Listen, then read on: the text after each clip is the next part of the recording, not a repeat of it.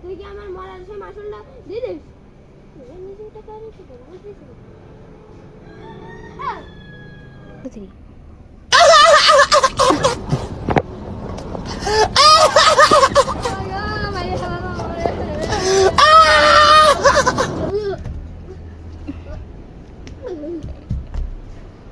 মারাই যাচ্ছে না।